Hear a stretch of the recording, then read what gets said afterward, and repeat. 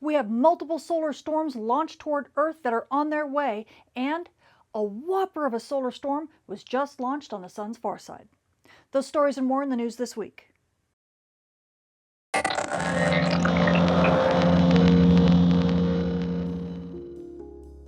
If you want to learn how weather from our star causes impacts at the Earth that shape the future of our world, join Professors Dr. Jenny Meehan, Michael Cook, and myself as we guide you through a space weather certificate program like no other. To enroll in the Space Weather and Environment Science program offered at Millersville University, go to millersville.edu/SWEN. It's weather for the 21st century. This forecast also sponsored in part by CW Ops.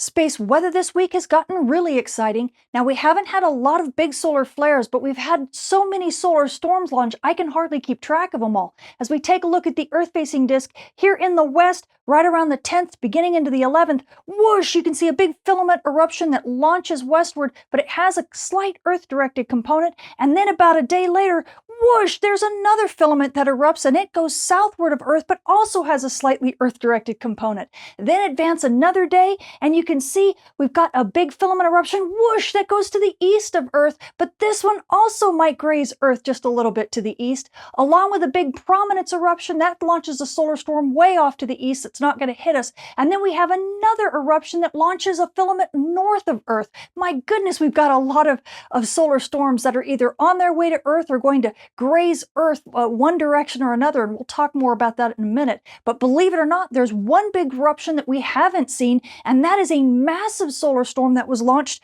on the 13th and to the sun's far side, and you can see it here in coronagraphs. Look at this massive halo. In fact, this was such a large eruption, it actually also launched a radiation storm, and we're feeling that here at Earth, and we'll talk more about that in a minute as well. Meanwhile, as we kind of take a look at our JSOC Farside helioseismology monitor, you can see what we believe are the regions that might have caused this big eruption that we can't see.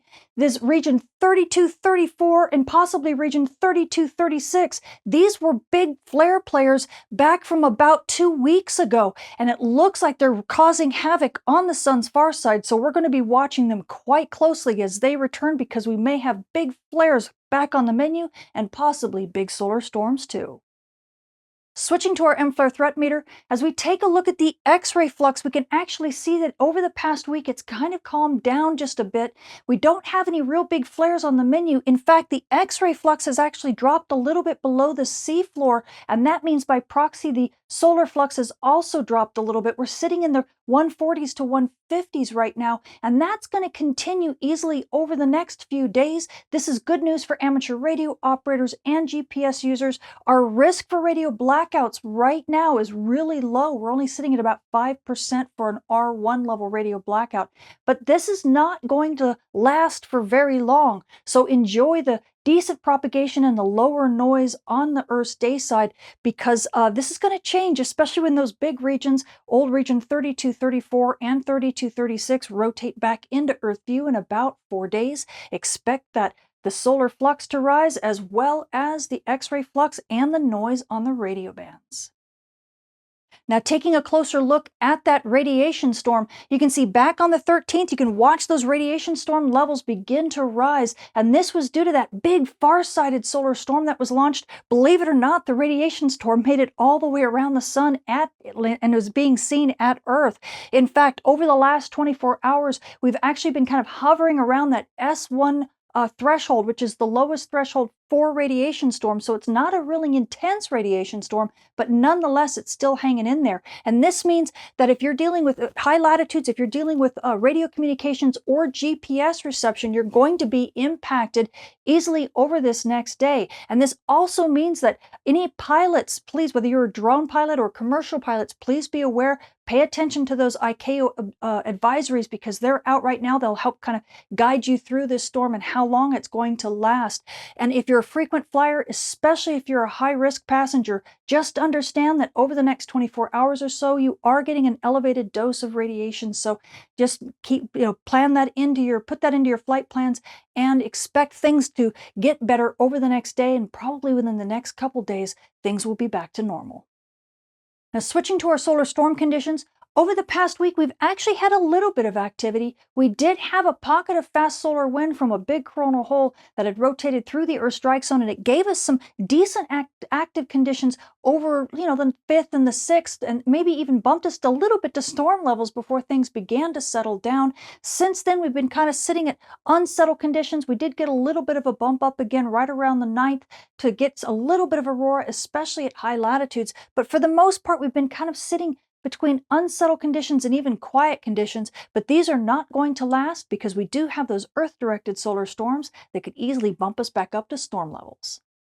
Now, taking a closer look at those solar storms that are on their way to Earth, this is our solar storm prediction model, ENLIL. This is NOAA's version of the model. The top panel's density, the bottom panel's velocity, and you're looking down at the sun from the North Pole with Earth being off to the right. And you can see that solar storm being launched. It's actually 2 solar storms. These are the 2 that are launched to the west of Earth. But as you can see, there is an Earth-directed component. It's definitely going to graze us right around late on the 14th and probably early into the 15th, and we should see a little bit of storming there. But what is not being shown is the NASA model of the solar storm that was launched to the east of Earth, and that one, as it launches, it actually looks like it's coming out and is going to graze Earth about midday or maybe in the afternoon of the 15th. So we're going to get kind of a 1, 2, 3 graze. And that should be able to be enough to bump us up, hopefully to active and possibly storm conditions, and maybe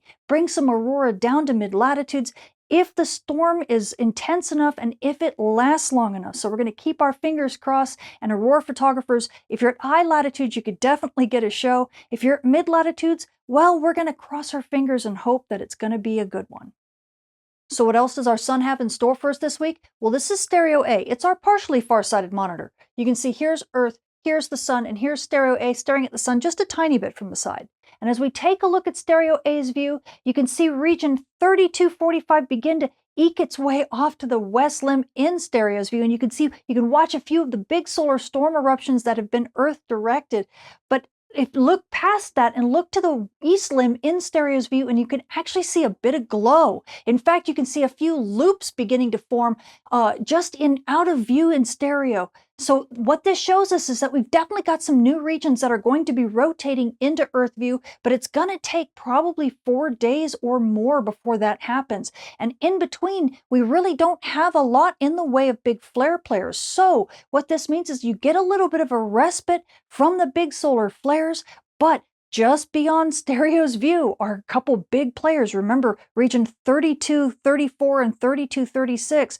Those are the ones that we're going to be watching out for, and they should be peeking around the corner here in just the next 2 or 3 days. So we'll start getting a better look at them, and as they begin to rotate into Earth view, we're definitely going to see that solar flux rise. We're definitely going to see that X-ray flux rise, likely get higher noise on the radio bands and a bigger potential for radio blackouts. So just enjoy this quiet, and also aurora photographers, who knows, maybe one of those regions might actually launch an Earth-directed solar storm. Switching to our moon, we are now passing through the 3rd quarter phase on our way to a new moon, and by the 19th, the moon will only be about 7% illuminated. So you night sky watchers, now's your great chance to catch those dim objects in the sky, and who knows, possibly some aurora. Switching to your solar storm conditions and aurora possibilities over the coming week, we are anticipating the hit from those multiple solar storms that are on their way to Earth. In fact, at high latitudes, we could get some extended storming. NOAA's expecting minor storm conditions with up to about a 70% chance of a major storm at high latitudes, and the storming could last through the 17th before things begin to settle down. So aurora photographers, you could get a good chance and a lasting chance to get some decent views. Now, at mid-latitudes, the story isn't so bad, all things considered. We are expecting minor storm conditions, and we do have up to about a 15% chance of a major storm. Although things aren't going to last quite as long, it should start settling down right around the 17th. So aurora photographers at mid-latitudes latitudes, well, the 15th and the 16th could be your best chance to catch some sights. Now, switching to our solar flare and dayside radio blackout outlook over the coming week, things right now are pretty quiet. We only have a few active regions on the Earth-facing disk, and they're really not big flare producers. So things are, as far as radio blackouts are concerned, are really quieting down. In fact, as we take a look at the solar flux, we're sitting in the 140s right now, which is still good for dayside radio propagation, so that's not a problem.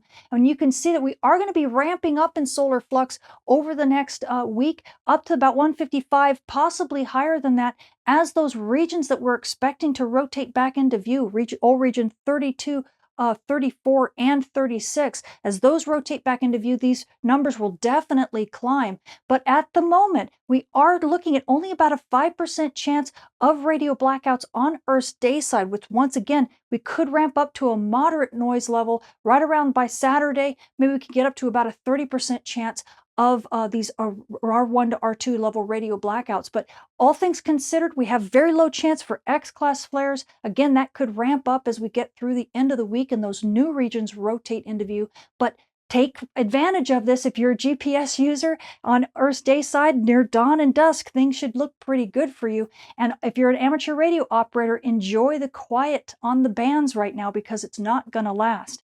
Switching to our radiation storm and polar aviation outlook over the coming week, right now we are sitting at a D2 minor level. This is the S1 radiation storm level due to that big solar storm that was launched on the sun's far side actually had a radiation storm along with it, and it's actually made its way to Earth. So over the next day or so, we're going to be dealing with elevated levels. We probably won't get back to the D1 normal range until about the 16th. So if you are a pilot, definitely take a look at the ICAO advisories, as they are going to be coming out easily over the next day or so. And if you have to deal with HF communications or GPS and navigation at high latitudes, just understand you are dealing with this stormy conditions right now. And also, if you are a frequent flyer, and this does include air crew as well as prenatal passengers, just understand you're getting a higher elevated dose right now of radiation, so please take this into consideration in your flight plans. So the space weather this week has gotten very exciting. We have multiple solar storms that are on their way to Earth, and it looks like the impacts could start as early as late on the 14th into the 15th, and then again about midday on the 15th. So aurora photographers, both at high latitudes and mid-latitudes, you could be in for a show, so definitely keep your batteries charged.